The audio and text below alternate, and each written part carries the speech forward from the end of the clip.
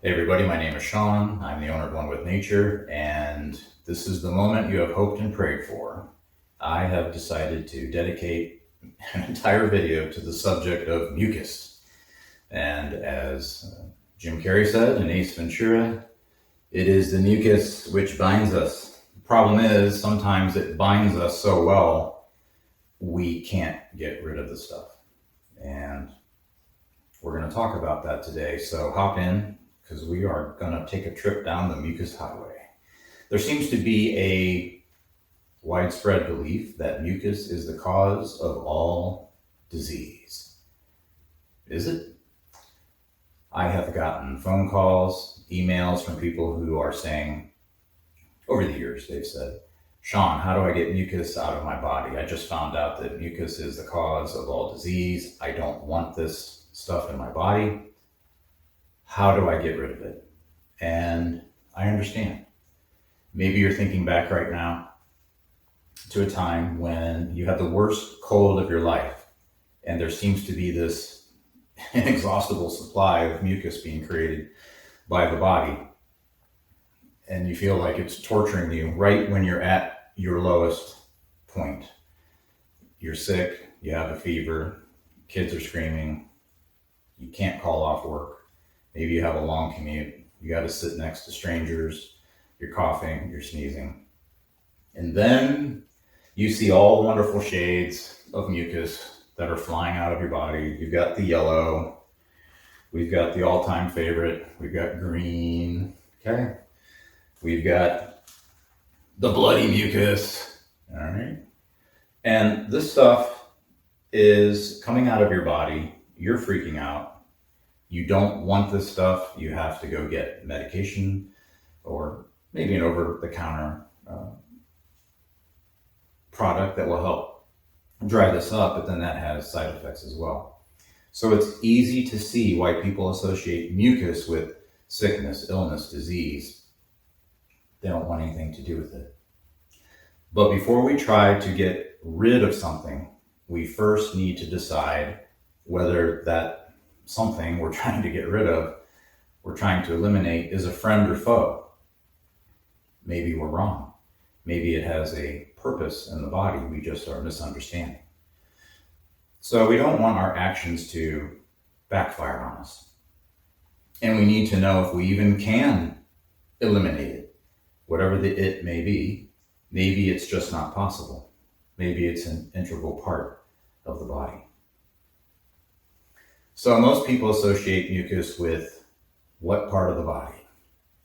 Sinuses and the lungs, especially in the northeastern United States, because it's very common to have an increase in the production of mucus in the lungs and sinuses when we have a cold, come down with the flu, and we don't like it. It stuffs up our head. We feel completely spacey, we feel completely out of it, we feel as though we're a half step out of it from everyone around us, and we want to get rid of it. So, lungs and sinuses. But there are other areas of the body where mucus is produced, not just the head and the lungs. Mucus is produced in the reproductive organs. It is produced in our eyes. Mucus is produced in the mouth. Mucus is produced in the, of course, sinuses, the nose. Mucus is produced in the throat, in your lungs, in your stomach, in your intestines, in your anus. So these are multiple areas of the body where a large amount of mucus is created every single day. So we have to ask ourselves, why is mucus produced in all of these areas? Has nature just completely lost the plot? If you believe that mucus is the cause of all disease, which many people do, and that's really the main reason I'm even making this video. If that's true, then why do so many organs of the body deliberately produce it? And we're talking quarts of the stuff a day. You can have quarts of the quarts of mucus being produced daily. Well, nature didn't screw up. Mucus is a deliberately produced biofluid, specifically engineered by the body to be an antibiotic, protective, moistening barrier, which traps and destroys pathogens. It coats and protects sensitive organs. It allows for the smooth transport of food through the part of the intestines. You'll have a lot of mucus generated. The antibodies, which are found in mother's milk, breast milk, these same antibodies are found in mucus. Why would that be? Mucus is a flexible, pathogen-eating, immune-supporting, selective protective barrier. It's there to save your life. In the stomach, mucus creates a barrier between the food and the stomach acid and the flesh of the stomach itself. This mucus barrier keeps the stomach acid from literally eating itself, which the stomach acid can easily do. Stomach acid can break down a steak. It begins the breakdown of that meat in the stomach, but the actual tissue of the stomach itself is unharmed because of this protective barrier. Stomach acid has a pH of between, well, at a minimum, it should be 3.5 pH. You want that acidity. Hopefully it's an even lower pH than that. And acid with a pH of less than 1 is generated in the wall of the stomach itself before it begins to pool at the bottom of the stomach. And at that pH, you have something that will dissolve metal and bone. Yet the mucus lining of the stomach protects the tissues from being dissolved. The body deliberately puts bicarbonate ions into the mucus layer of the stomach. The bicarbonate is alkaline, so when the acid, stomach acid, touches the wall of the stomach, the bicarbonate ions neutralize that acid and protects the stomach itself. And this allows you to eat whatever you want and begin the digestion process. You don't even think about it. You don't even think about it until you start having an issue, like an ulcer. Other than that, we take it for granted. Mucus is generated by specialized cells in the intestines to make sure that food moves along smoothly to its final destination. Have you ever been constipated? Probably wasn't a lot of fun. Now imagine zero mucus, none, being generated in the colon. Every bowel movement would rip you to pieces. It would be a horrific experience each and every time you had to go to the bathroom. Ask anyone who has had surgery and had to take a drug called glycopyrrolate.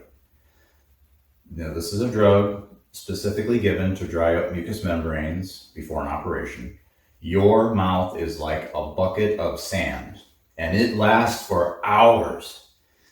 Now imagine it's like that in your body all the time.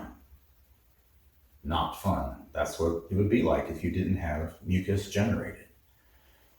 Your tongue would be basically a piece of sandpaper. In the respiratory system, mucus is generated again by specialized cells. These are called goblet cells.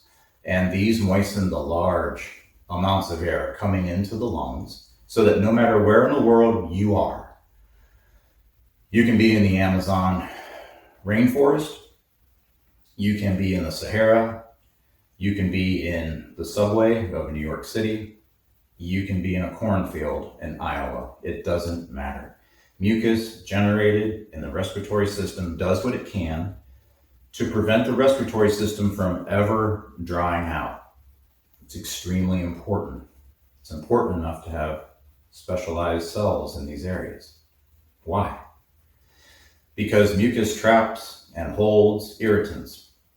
It prevents various irritants or many times pathogens from infiltrating what would be unprotected respiratory tissues deep in the lungs.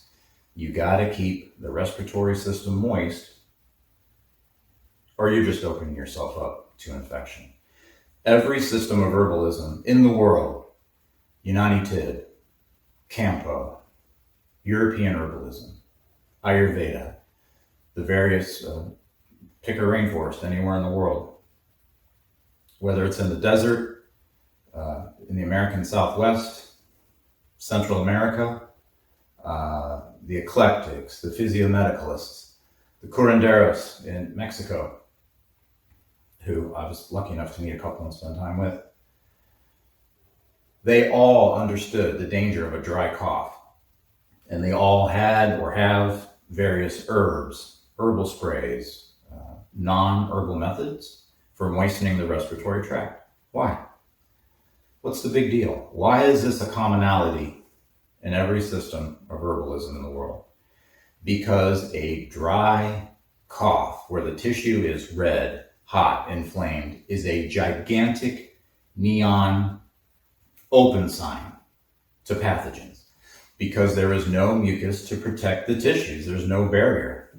That pathogen, that smoke particle, that allergen, pollution, dirt, bacteria, fungi, they can go right into the tissues without that mucus layer. Mucus is like the air filter on your car. It prevents harmful particles from getting into the engine and ruining it. No matter where you drive your car, the air filter is there to protect the moving parts in the engine. No matter where you travel in the world, halfway around the world or down the block, it doesn't matter. The mucus, which is generated in the body, the secretions in the respiratory system, they're there to protect you as well. It's very important. We're going to get into that in a little bit when we get to the herbs. In the intestines, mucus selectively allows nutrients to pass through the wall of the intestines, but at the same time, it stops bacteria from trying to get through. It is a selective, protective barrier, and it stops these bacteria from getting into the bloodstream, allows the nutrients in, keeps the bad stuff out. You can even have a deliberate two-layered barrier of mucus, with each layer having a different viscosity and different properties. It's very complex, it's very specific. So what is the real issue here? The real problem is the overproduction of mucus, which occurs after you have an initial trigger.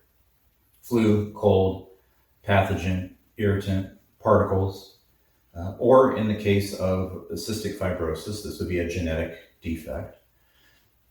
And all these can trigger the abnormal production of mucus in the body. Overproduction of mucus is in response to all of these triggers. Its arrival is secondary. It doesn't show up first in the overabundance that we associate with being sick. Mucus is not your enemy. It's your friend. The body has been producing mucus from day one, and it has no intention of stopping. We've come a long way in our understanding of how the body works. In the 100 years since this book was published, very, very famous book, Arnold Ehret, Mucusless Diet Healing System. I've read this book, and I have many books from popular writers in natural medicine who lived around the same time as Arnold, the late 1800s, early 1900s. This was a big booming time for the production, the writing of books in the field of natural medicine, self-healing, fasting, cold water treatment, fasting with different products, whether fruits or sometimes even steaks they would fast people on. But 100 years ago, Arnold Ehret and others believed that carbonic acid was bad and was the cause of all disease. Today we know that carbonic acid plays a key role in our physiology. Carbonic acid has the ability to dilate the blood vessels. And this is so oxygenated blood can smoothly flow through the body, bringing nutrients to different parts of the body, oxygen to different parts of the body. What would happen if we did not have enough carbonic acid in our bloodstream? The blood vessels constrict, oxygenated blood cannot flow to the brain, and then what happens? You faint, which is exactly what can happen when a person hyperventilates. Hyperventilation short circuits the production of carbonic acid, and your fingers and your toes start to tingle. You begin to get dizzy. Blood flow to the brain slows down. There's no oxygen getting to the brain. Again, you feel dizzy, you feel faint, and if you don't stop hyperventilating, you're going to fall down and you're going to faint and fall down. Carbonic acid is the good guy. In this book, uric acid is also discussed. Again, it's the bad guy. Is it really? Did you know that uric acid is a powerful antioxidant in the body? It's a powerful free radical scavenger. It has a crucial role as an antioxidant inside of us. A lot of these writers in this time period, and even today, they were completely freaked out about acids for no reason whatsoever. And I'll probably go into that in another video. And I'll explain a little bit more about acids. There is a principle though, I do agree with in this book and other books written on natural medicine in the late 1800s, early 1900s. There are many things I agree with in this book. They just didn't have, that was 100 years ago. They didn't have the knowledge that we have today. Just like 100 years from now, we'll look back and we'll say, wow, I can't believe they really believe that.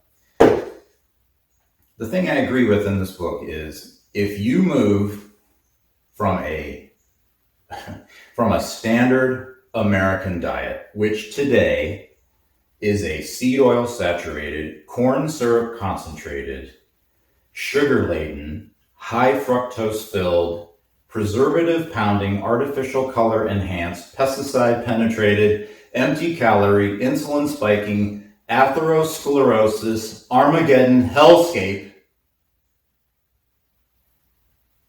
and you eat fruits and veggies, you're gonna feel better. Of course, you're going to feel better. This is not a great stretch of the imagination. People wonder why they have excess mucus. And you ask them, you say, what do you eat? And if you're watching this, you're a herbal practitioner, you know what happens when you ask that question to somebody. They never really tell you the truth. You have an intake form. It's okay, write down everything you ate for the last 2 weeks. If they're honest, they tell you the truth. And then you fall over from shock. The body doesn't want that garbage in it. It's trying to protect you. So we have this buildup of mucus. Mucus is saying, I don't want this stuff in me. I'm trying to save your life. But despite the fruits and veggies, you're still going to produce mucus every day for the rest of your life. It's baked in the cake. You cannot change it. Even on a perfect diet, on paper, I guess I should say, whatever a perfect diet means to you, it's going to mean something different to everybody that ends up watching this. It's going to mean different foods to different people, depending on the culture you grew up in, where you live, where you're at in life. A person can move from a standard American diet, get sick, get frustrated, go to veganism, and then become a full-blown carnivore in the span of a few years, 5 to 7 years. Happens all the time. I know, because I've talked to them many times over the years. But even on a perfect diet, there are still going to be times when people will get sick. And I'm making this video for the people who genuinely believe that mucus is the bad guy and its only role is to make human beings sick, and we need to get rid of it. And I've talked to them one-on-one, and not just a few times, a lot, maybe hundreds. So I know that they're out there. And every single one of the people that I talked to, they all have one thing in common. They had no idea mucus is a bioengineered selective protective barrier produced on purpose in perfectly healthy beings. Perfectly healthy, in quotes, if you can find one. Eating healthy is a must in this poison world we live in. We are attacked in every way you can imagine, and also in ways that you cannot imagine, because most people cannot comprehend just how evil other people can be. We tend to overlay our moral compass onto others. We tend to say, they wouldn't do that to me because I wouldn't do that to them. Well, they're doing it. And we're under attack from every way conceivable. Food, air, water, everything is poison. But please do not be overly concerned about stopping the production of mucus in the body. It's impossible because it's produced by the body to save your life. So now, when this question comes up, and it will, I can just send a link to this video to the person who is genuinely curious and maybe a little bit afraid about the mucus. It's the overproduction of the mucus, not the normal healthy production of mucus. So let's get into part 2 of this video. Let's go over a few tried and true methods to help us during times when an illness triggers the overproduction of mucus, which is really what drives us crazy, having to deal with these abnormal amounts of mucus while we're sick. That's just adding insult to injury, but we want to get rid of this, and there are many ways to do this. It would take a 6-hour video to get to the bulk of the herbal methods to get rid of excess mucus in the body and to restore homeostasis. That's explaining why they work, the chemical constituents, the effect those constituents have on our physiology. So we're just going to look at a few methods that I'm familiar with for getting excess mucus out of our head and lungs when we have a sinus infection or a cold and flu. So we can avoid situations which are extremely unpleasant when we're sick. For example, we have a head full of congestion, and then we know what happens after that. The eustachian tubes get inflamed, and because they're inflamed, they swell and get clogged, and then what happens? Bacteria start building up in the eustachian tube. Now you have an ear infection. You fall asleep exhausted. Your eardrum ruptures, pus drains out onto the pillowcase. People are screaming. People are in pain. And I went through this as a child, multiple ear infections. I don't want that to happen to you. You don't need that in your life. Life throws us enough curveballs as it is. And like I say, herbs are cheat codes for helping to leapfrog us through situations that are unpleasant sometimes. Just as an aside, sometimes when eustachian tubes become inflamed and it leads to pain, this could be mistaken for an ear infection, but what may be happening instead, it's an allergic reaction to dairy or wheat. So the herb eyebright, this would be taken as a tincture. This would be 30 drops every 20 minutes. And you just keep taking it until the pain dies down. But for a mucus, we'll call it a mucus-induced eustachian tube issue, I have an herb just for this situation, just a little bit later. in the video, just for clogged eustachian tubes. And then we have the lungs. Everybody should have a transparent set of lungs as a conversation piece. So we're going to look at some ways to bring the mucus up and out of the lungs. Sometimes a person will have a sinus infection and they have the constant clearing of the throat. They take, from the sinus drip, they take antibiotics, doesn't really do anything.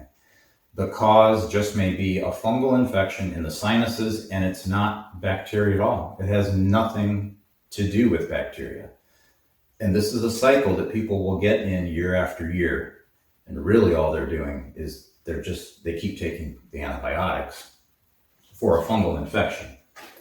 So fungal infections in the sinuses have increased in frequency over the last couple decades, and especially over the last couple years. Wow.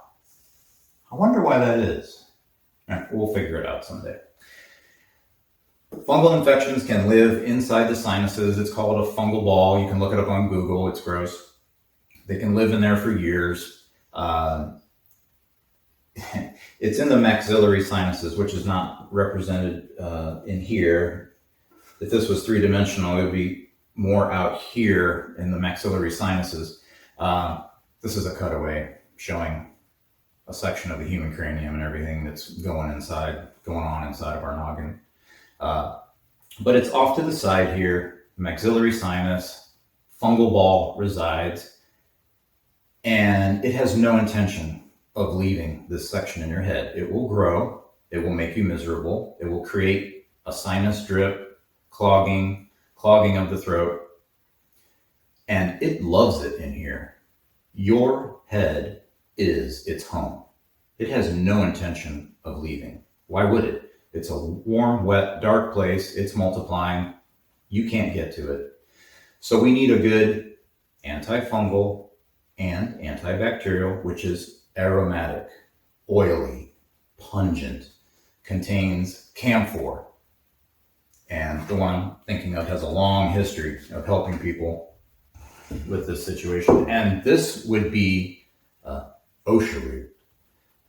The Latin is Ligusticum, and in New Mexico, it's probably pronounced Ocha. It is warming. It's oily. It is a root with, it looks like there's fur all over it. If you can get this prepared and extracted into honey, which I don't know if anyone is making that commercially, but if you can get the Osha root, which has been heated up and extracted into honey, that is powerful stuff, and it does help when giving it to small children, but the taste is still strong. Osha root is excellent for certain lung conditions and tissue states. It's warming and drying. So this would be used when you have a cold, damp lung issue. You want to use the opposite sometimes. But the reason I'm bringing up Osha root for the fungal infection in the sinuses is because it's very handy for this fungal infection. You use a tincture of Osha root and just follow the label directions. You can add in some hot cayenne pepper concentrated liquid, which I have some here. It's a red ruby concentrated, very powerful. Cayenne pepper is basically a concentrated oil. One drop will send you into orbit. And I've had a big bottle of that cayenne essential. I don't really think it's essential. It's a concentrated oil. I've had it for a long time, and it has come in very handy over many years. Or you can use, you don't need that. The liquid is a good thing to have, but you can use a powdered form of cayenne pepper, and you just put the cayenne pepper into veggie caps. And I personally, if this was me, I would add in some licorice root tincture for the moistening effects, and just a drop or two of oil of oregano. So if you want to try this, if you're, don't don't mind being a little experimental. 3 parts Osha Root, 1.5 parts cayenne pepper, 1 part licorice root, and 2 or 3 drops of oil of oregano. The Osha Root has powerful aromatic oils which come out the lungs. So the oils in the Osha Root, what happens is the oils in the Osha Root, they're aromatic and they end up in our bloodstream. The blood travels carrying the Osha Root, goes through the pulmonary capillaries. So all of these, this is actually illustrating the bronchial tree, part of the bronchial tree, but for our purposes right now, just think of all these multicolored tubes as pulmonary capillaries. Now, this greatly underrepresents how many pulmonary capillaries are in the lungs. There are hundreds of billions. And they're in the lungs. It's basically, there's so many pulmonary capillaries, it sometimes is referred to as a sheet of blood. There's so many. And the capillaries wrap around the tiny alveoli in the lungs, millions of alveoli in the lungs. And the pulmonary capillaries in the lungs, this is where the real respiration takes place. We think of respiration as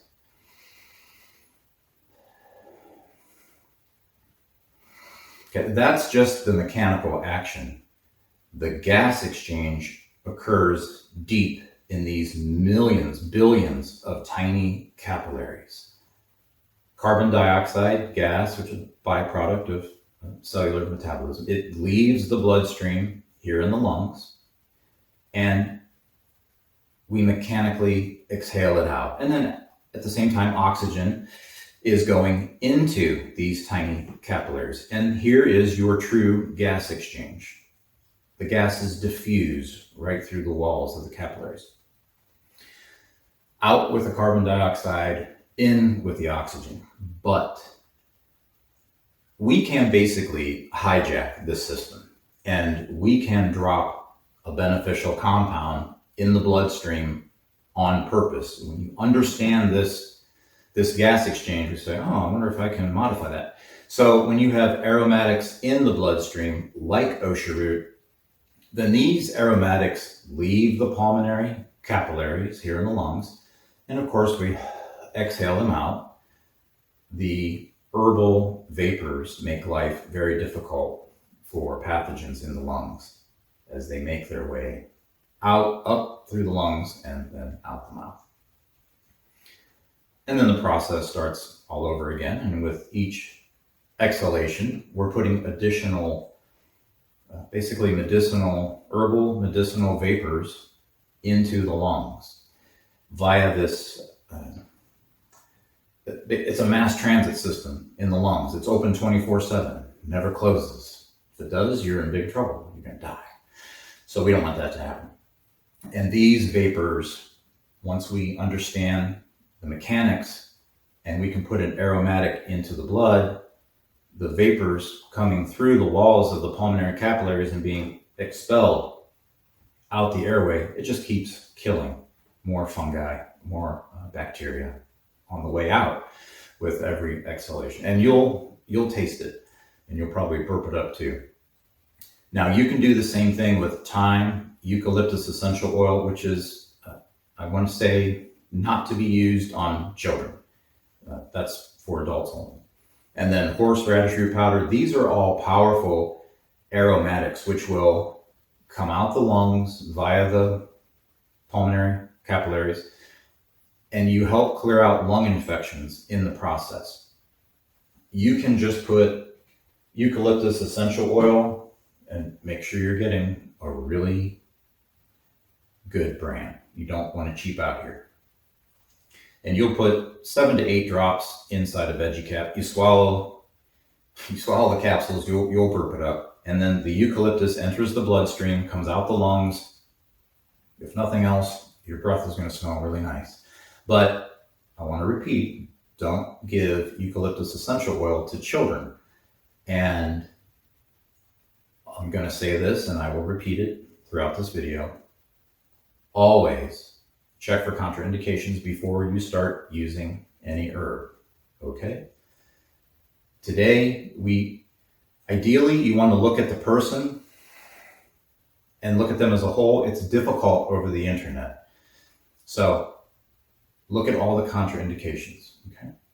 But yes, this herbal combination, the Osha Root, the cayenne, especially the Osha Root, it'll make it up into the sinuses and it will start killing this fungal ball, and you'll probably spit it out. It'll probably come out the throat. You'll cough and you might choke, and it comes up and you spit it out into the toilet or the sink or whatever.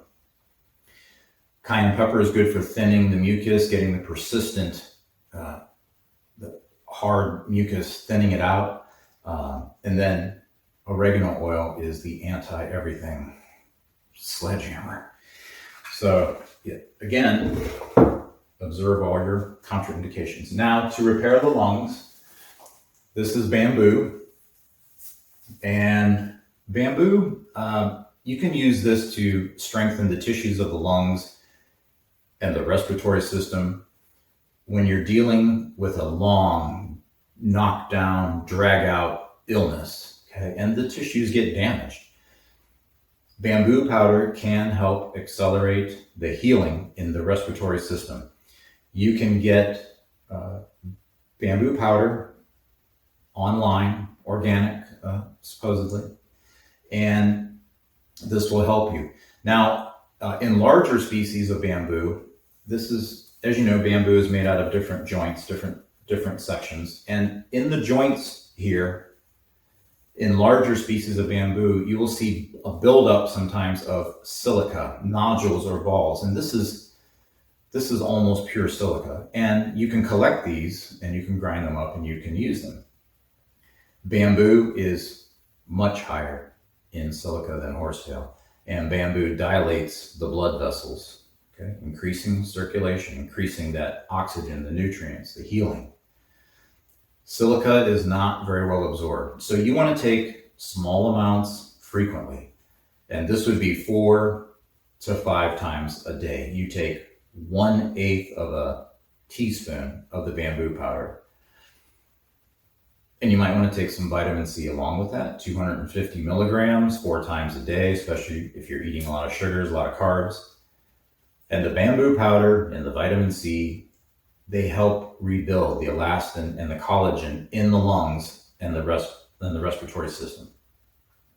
So bamboo powder is very useful for this. And get some today while you can. All right. Usnea barbatum, Usnea longissima. This is a lichen. It is the love child of a symbiosis between a fungus, an algae, probably cyanobacteria thrown in there, living together in harmony in the woods of the Pacific coast. Sounds like the beginning of a horror movie. But this would be for gram-positive bacteria. Usnea is a great antibacterial. So this would be for the cock family's greatest hits: Streptococcus, Staphylococcus, Pneumococcus, and then Mycobacterium tuberculosis. You make a tea out of it, you drink it, you wait 30 minutes, and with some people, or depending on how much of the tea you drink, if you're just a lucky person, then you will start coughing stuff up from 1982. And if you were born after 1982, you're still going to be coughing stuff up from 1982. So if you're old enough, if you were born before 1982 and you're sitting in the theater in 1982 and you remember that popcorn kernel that you almost choked to death on because you were crying because E.T. and Elliot, E.T. had to go back home and he started crying. That popcorn kernel, it's coming up, and it's bringing all of its friends with it. It's a powerful expectorant, not for everybody, but when it happens, you're going to know it. And Usnea is an old Pacific Northwest lumberjacks respiratory remedy. It's antifungal. Candida doesn't like this stuff. You can use it topically as a tea, better as a tincture for topical to get the usnic acid out. It's useful for cases of bronchitis, pleurisy, strep throat, cystitis, pneumonia. It's cooling, it's slightly bitter. So you can get this in tincture form or in the bulk, as you see here. And if you're going to get it in a tincture form, try and get a dual extraction, because then the dual extraction will bring out the polysaccharides and then the usnic acid that's in this lichen here. So Usnea is a demulcent, so it's has a mucilaginous type of coating, slippery, gooey type of ability in the respiratory system. It's to soothe a dry respiratory tract. I have used this. It's the rare that I will ever talk about if I haven't personally used it for a long time. And Usnea is an important medical ally. It contains polysaccharides, which help with immune modulation, and then it has the usnic acid, which is your antimicrobial. Of course, it's the totality of the lichen. You don't want to say, well, it's this that works and it's this component, and hey, what if we throw away everything else and just keep it? It doesn't work the same. Okay, it's rare that it will work better. So it's the totality of that lichen growing in that tree that helps you eventually. Usnea is good for bleeding and wounds. You powder the Usnea, pack it into the wound, wrap it up. It's good for headaches, for head pressure, where you feel like your eyeballs are going to just blow out of your head. It's a very specific type of feeling. Usnea would be great as an ingredient in a wound or healing salve, and you're going to want to put some plantain in there as well. So this is mullein. This is a mullein leaf. Verbascum grows right on the other side of that wall. And as you can see, this mullein leaf has seen better days. It's got a little bit of brown spot on it. The mullein plant that this came from is about 8 feet tall, and it's at the end of its life cycle. It has now, just this week, it ended the flowering stage, and it's been going to seed for quite some time. So on the plus side, I have more mullein seeds than I'll ever use. I have thousands of them, which you can easily get from one mullein plant, thousands and thousands. But that plant, it's dying right now. It's going to be completely dead soon. It grew, I watched it grow from a rosette on the ground to 8 feet tall over a beautiful Ohio spring and summer. But now its day in the sun has come to an end. But now that this leaf is on video, it will live forever. And mullein leaves are useful for, well, the whole plant really, the root, the leaves, the flowers, and then eventually the seeds, which you can use to plant again. Like I said in a previous video, mullein is a 7 to 8 foot tall healing machine, quite frankly. That's why I have it growing here, because you never know. As for the leaves, they're unique. They kind of remind me of boneset leaves. Boneset leaves and mullein leaves don't look anything alike, but when you have a healthy boneset leaf, at least what's growing here, and you have a healthy mullein leaf, the mullein, it feels like cloth or something, like a manufactured cloth. And the boneset leaves this year, they feel like naugahyde from the 70s. They're thick. It feels like pleather, like that leather substitute. It feels like pleather. It's weird. But so mullein leaves are for the dry cough that rattles your skeleton and shakes your soul. The dry cough which drives you crazy. You can use this as a tea. You can tincture it. You can smoke the leaves, which very few people do, but it is effective at dislodging mucus out of the airways, out of the lungs. If you choose to use a mullein tincture, you're going to have to use it multiple times during the day, and you'll feel it. You'll know when the effects are starting to wear off for the cough. But it is effective. When it starts to wear off, you just use some more, and you'll know when it's working. Or you can smoke it to get the mucus destroying, expelling properties. If you make this as a tea, don't do what I did.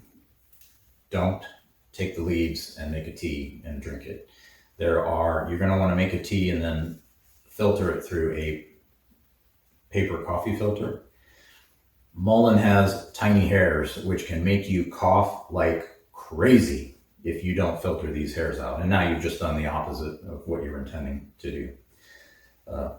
Like I say, ask me how I know. It was a long time ago, but I'm not going to forget it anytime soon. Mullein can be, if you're using mullein by itself, for some people it can be irritating to the throat sometimes. So you want to combine mullein with plantain leaf, and this would be, the Latin is Plantago major, Plantago lanceolata, depending on if it's broadleafed or not. And you make it as a tea, works fantastic. You have the soothing action of the plantain for that tickling, irritating cough that seems to come from this indefinable something that is lodged in the base of the throat. You're coughing, you're hacking, you cannot get rid of this thing, which Osha is good for as well. Maybe it's you have this tickling in the throat. Maybe it's just normal drainage from the sinuses, but the throat is so tired and worn out from this cold or flu that has hit you hard. Maybe there are constant irritants in your environment. The coughing, the hacking, the wheezing, the sinuses draining. All of these gang up on the throat, and just the smallest irritation will make you cough repeatedly. You cannot get to sleep. You start to sleep, you're waking up by this cough. You go get a hot beverage, you drink it.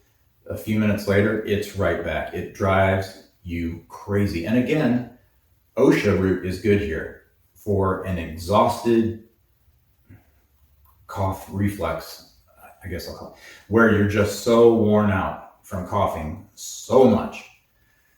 It just wears out the muscles, and you don't get any benefit from expelling that anymore.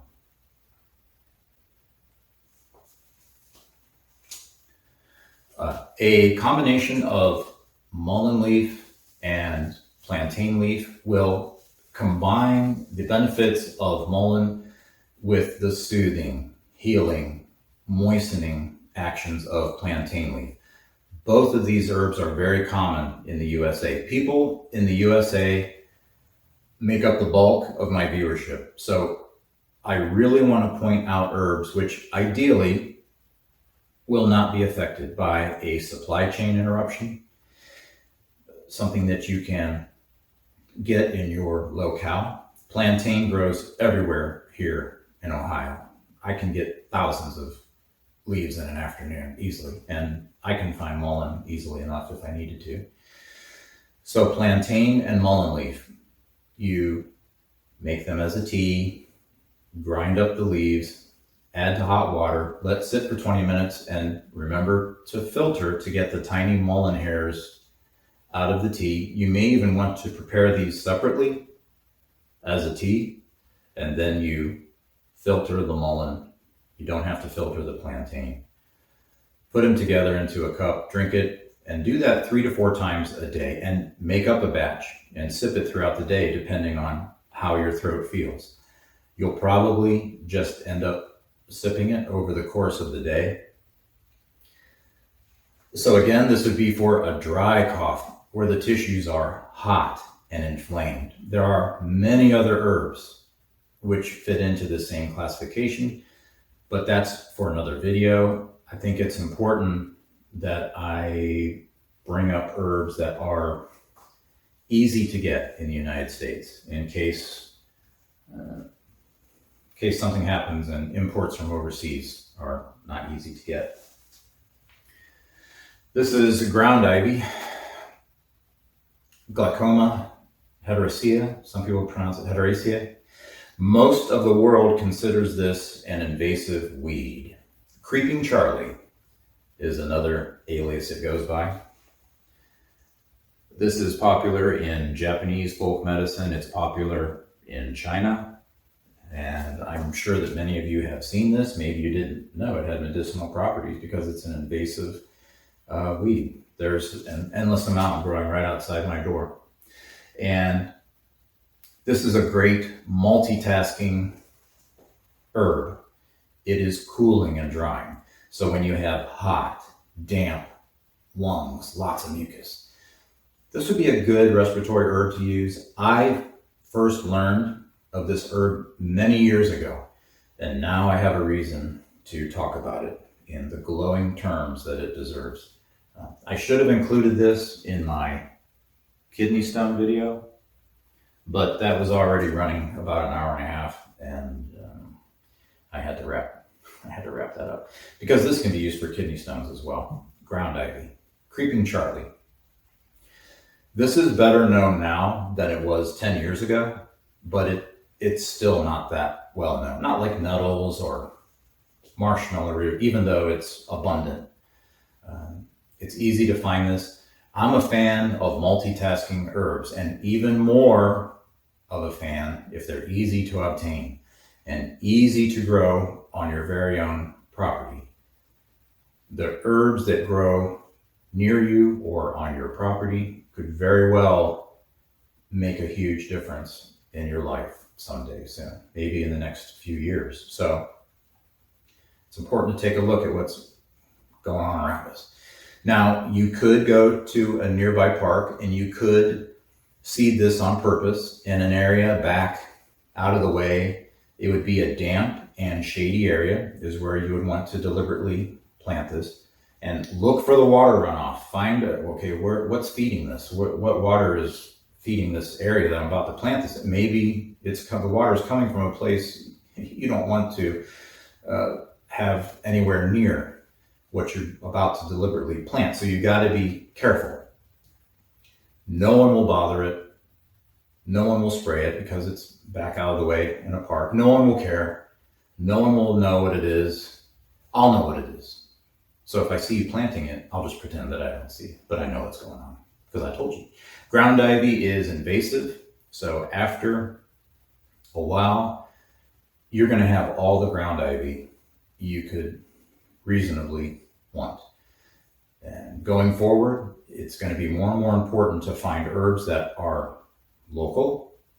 That way, lockdowns and shipping delays, out of stocks, will not affect you because you'll have it in driving distance or walking distance. So these shipping delays, these out of stocks won't affect you. You know, like that thing back in 2020. Did you hear about that thing that went around the world in 2020 with the, I never realized how antisocial I was until the lockdowns came and went and nothing in my life changed. So ground ivy is an antibacterial. It's antiviral. If you don't believe in viruses, if you don't think viruses are real, that's totally cool. Ground ivy doesn't know that. So it goes ahead and works anyways. Perhaps someday we'll discover a mechanism that's really going on and viruses will have nothing to do with it. So it's an anti-inflammatory. It's a good expectorant. So this would be used where there's an upper respiratory infection, which is, of course, very common. The person is producing this guy right here, the green and yellow mucus, which can signal a bacterial infection. Not always, but sometimes. It will be useful for that. A tincture of ground ivy can be useful for the eustachian tubes. And this just might be of particular help for those with Down syndrome. They might be more disposed to infections in the eustachian tubes more than others. And you can use the tincture or a poultice of ground ivy, especially for infections of the skin. Might want to mix it with plantain in that case. Ground ivy is good for noise-induced tinnitus. So, people who have been working in the trades all of their life, running a jackhammer, running air tools, car mechanics, framing houses with the giant 15-gauge air nailers,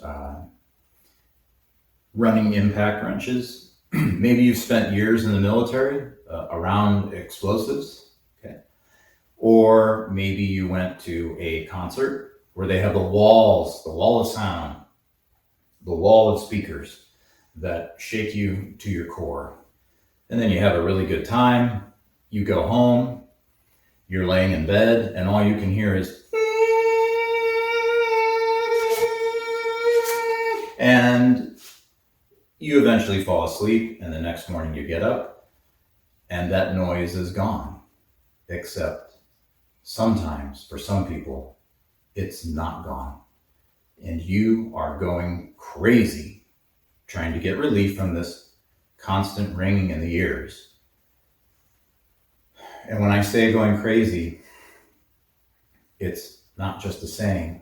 It can literally drive you insane. People can take their life, commit suicide, because they can't get rid of this constant ringing. It drives them crazy. It can ruin your life, and it doesn't take long. Okay? So try a tincture or a tea of the ground ivy, and it might take days, weeks, it might take months. But what have you got to lose? 1 teaspoon of the dried ground ivy to 10, 12 ounces of water. You would bring water to boiling, remove from heat, put the ground ivy in there, maybe powder it, smash it, let it sit, stir it a little bit more. You're making a tea here, and try that 3 to 4 times a day, and make sure you're getting the ground ivy from a place where there's not, next to a gas station or something where the ground has been penetrated with lead for decades, and see how that works for you. Elecampane, Latin, Inula, Helenium bonum carter. This is another easy to get herb in tincture form. You use the root, but I didn't want to dig up the roots because that would kill the plant for this video. So I snipped off a leaf instead. You use the roots for this purpose, not the leaf. Elecampane is for yellow, green, bloody mucus. Anybody want a snack? These colors are classically associated with lung infections, a hot tissue state combined with the lung infection. If you were to mix elecampane with a moistening and cooling herb like marshmallow root or licorice root, this is going to be very helpful.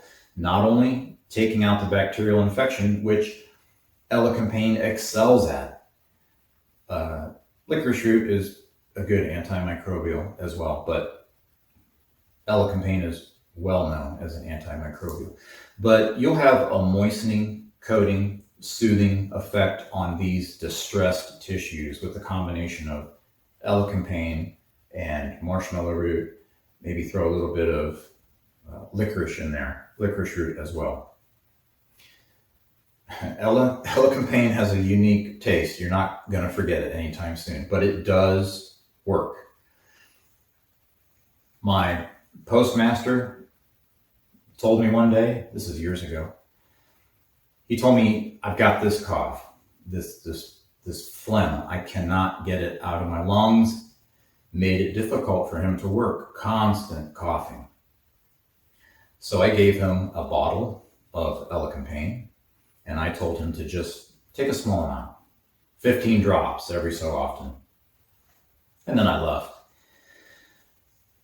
About 4 hours later, I get a phone call, and he says, can you come down here?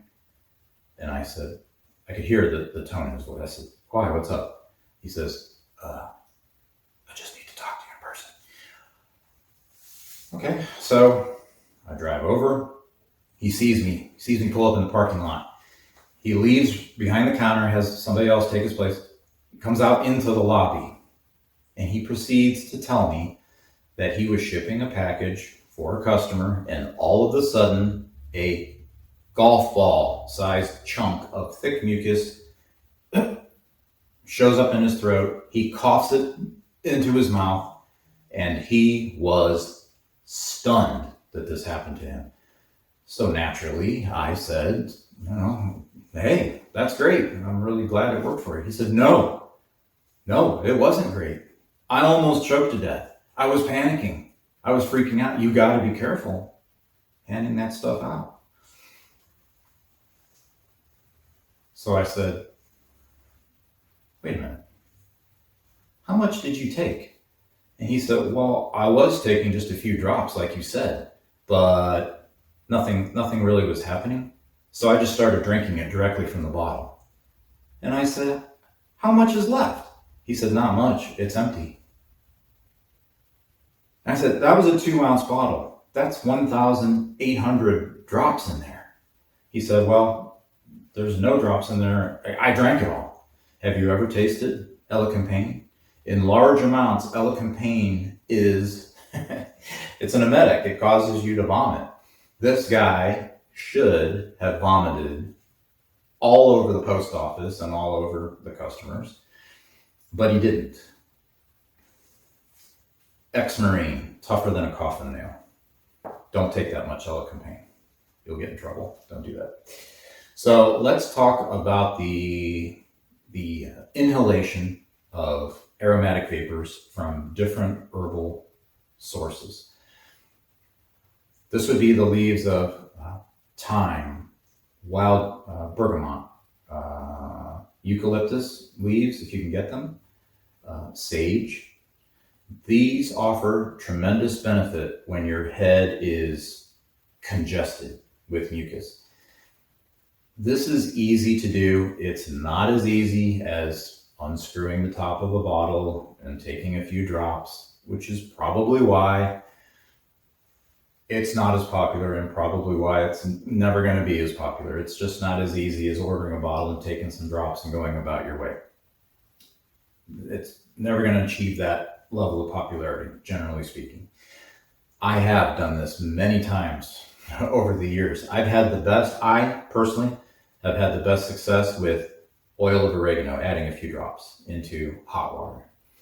But what you can do is you take, just pick one of those aromatic leaves and you toss a handful into a pot containing hot water.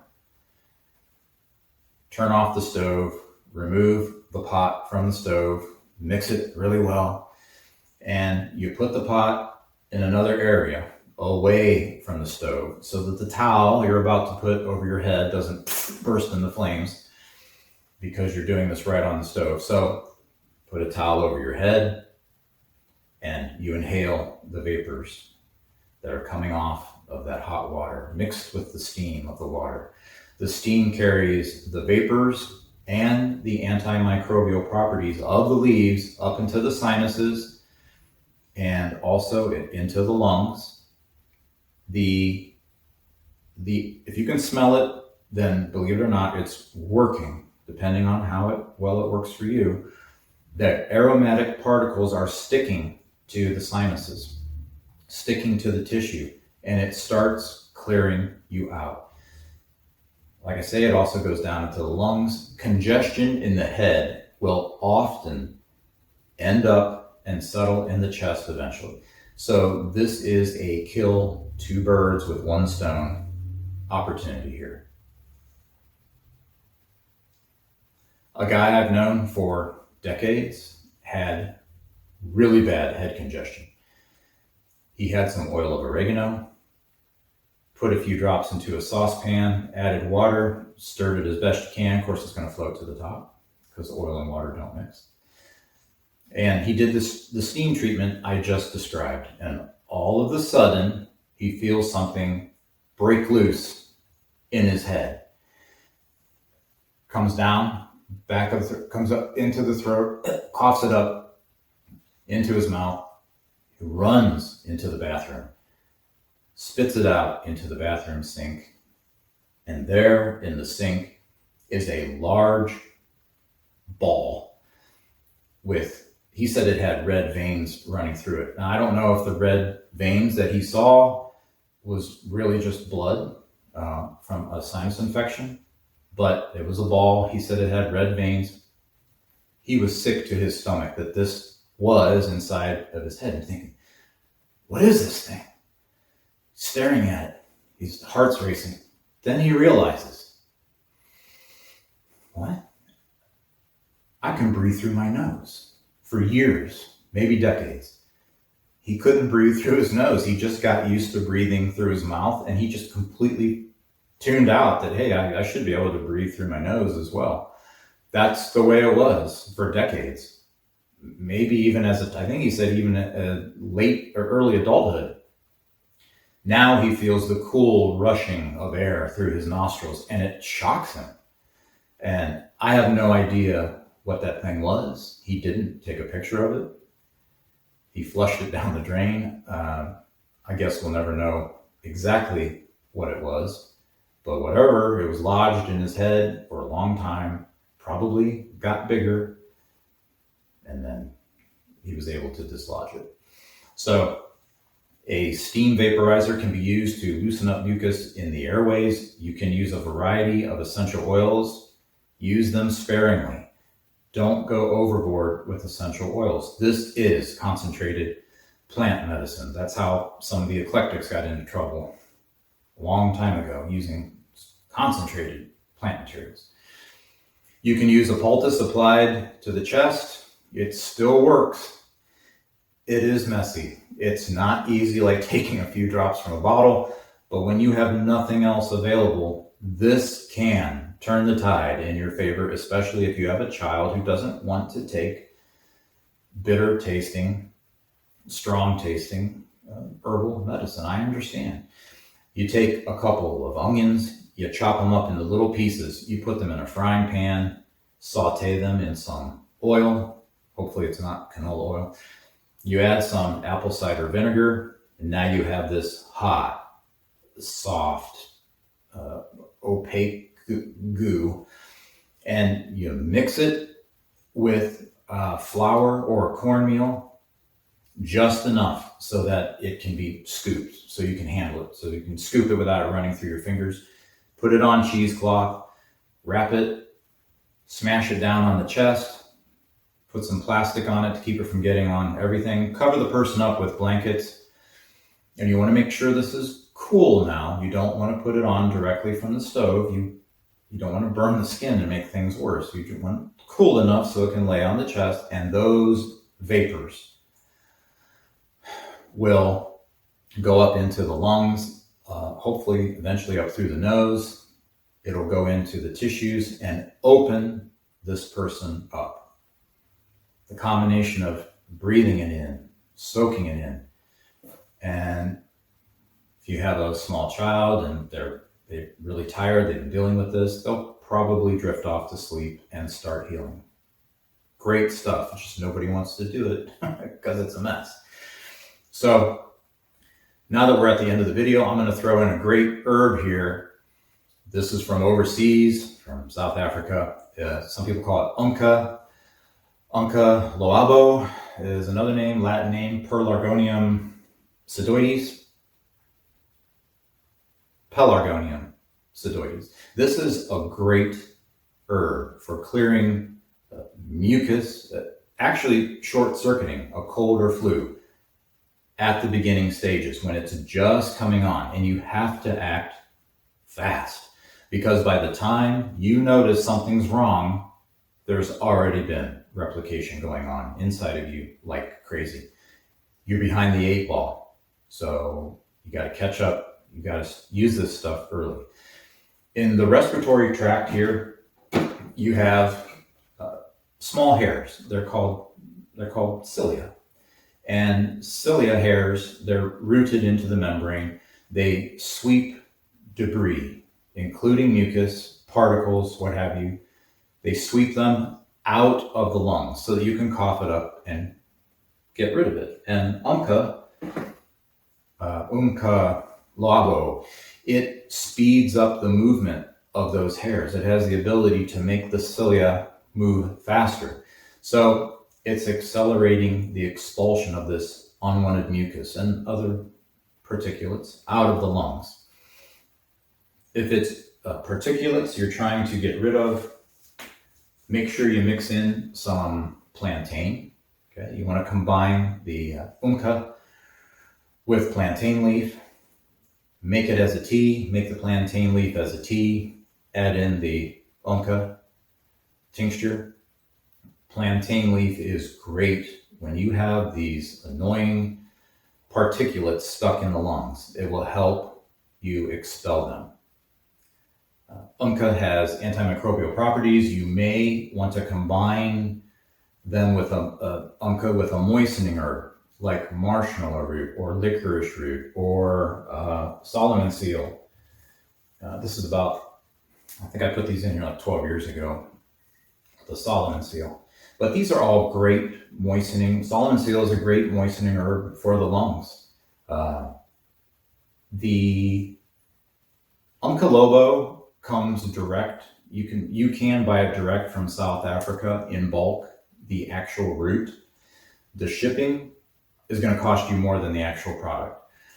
But again, this is the root of a plant. So if you store it in a cool, dry location, it can last maybe 5 years. I don't really know.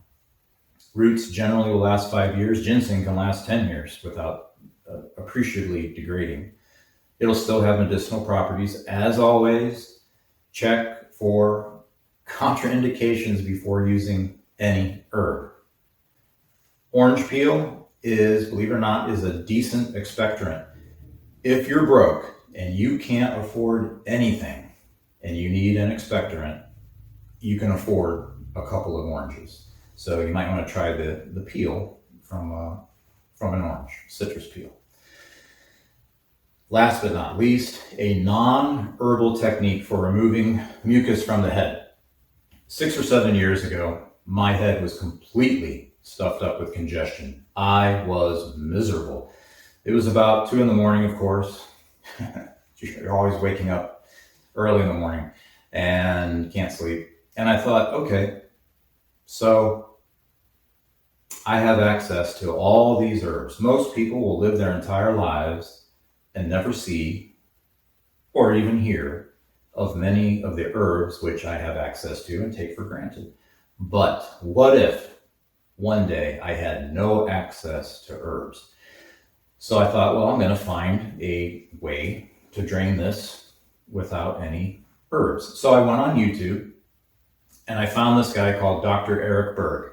I don't know anything about him, but I saw this video and it came up and I wrote this down so I would get it. How to get rid of sinus congestion. Acupressure for sinus, Dr. Berg. And I'll put that down below too. And he demonstrated a technique for clamping, squeezing the back of the neck in order to drain mucus from the head. So I'm sitting up in bed at 2 a.m, because you don't want to lay down because you don't want the mucus to accumulate and get into the ears. And I thought, I'm going to try this technique. And like that, my ears clicked and I could feel the congestion leave my head. I couldn't believe how fast this works. So again, I don't know anything about Dr. Eric Berg. I don't watch any YouTube videos or channels about herbs or herbal healing or whatever, because there's just so much dis and misinformation out there. I don't even bother. But when it came to this technique, and I have no idea how I found this so quickly. It was in 30 seconds. But thank you, Dr. Eric Berg, whoever you are, and thank you to whoever showed him this technique, because it worked great and I've never forgotten it. And I want to tell you about it. Maybe you will use it someday. Maybe it's not that you don't have any herbs. Maybe you have a child who is sick of the taste. You've been trying different things and they just said, I don't want this anymore. You can turn it into a game. You can be like, okay, well, let's try this, and you know what you're doing. You know what is going to happen. And you just turn it into a little game and see if it helps them. So there it is. 16 or so herbs. Mucus is our friend, guys. It's not our enemy.